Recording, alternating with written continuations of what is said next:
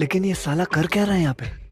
Hello મિત્રો અને મિત્રાણીઓ, welcome to my mini vlog. એમાં હતું એવું કે હું ગામડેથી આવી અને મારું પાર્સલ આવી ગયું હતું, એટલે હું લઈ આવી હતી બા પાસેથી પાર્સલ. હવે આપણે કરશું પાર્સલનું અનબોક્સિંગ. પાર્સલ અનબોક્સિંગ કરવા માટે આપણે લઈ લીધી એક નાની એમથી બ્લેડ. પાર્સલ તૂટે કેમ નહીં, આજે તો આપણે લઈ લીધી બ્લેડ, એ પણ પાર્સલ તોડવા માટે. તો ફટાફટથી આપણે આપણું પાર્સલનું અનબોક્સિંગ કરી લઈશું અને બ્લેડનો થોડોક ઉપયોગ કરી લઈશું, કેમ કે આમાં બહુ સેલોટેપ મારેલી છે, તમે જોઈ શકો છો, એટલે મારે બ્લેડ લેવી પડી છે. હવે બ્લેડે કરીને આપણે ફટાફટથી પાર્સલ તોડી નાખ્યું. આમાં લાગતું હતું કે વધારે સેલોટેપ છે, પણ થોડીક જ છે, એટલે વાંધો નહીં આવે, ફટાફટ તૂટી ગયું છે.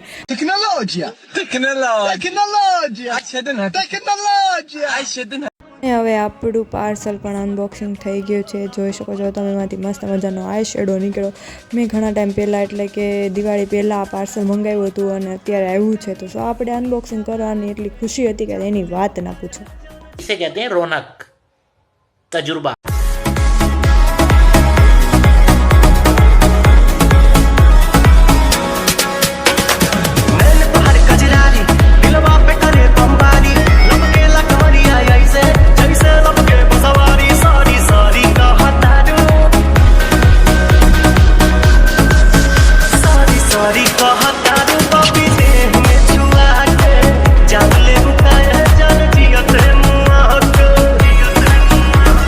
ફાઇનલી થઈ ગયું હતું પાર્સલનું અનબોક્સિંગ અને મારી ખુશી કંઈ સમાતી નહોતી, એટલે હું ફોડવા માંડી હતી ફટાકડા. અને જો તમને બધાને આ મારો મિની વ્લોગ પસંદ આવ્યો તો લાઇક કરજો, સબસ્ક્રાઈબ કરજો અને બધા સુધી શેર કરતા રહેજો અને મને સપોર્ટ કરતા રહેજો. Thank you.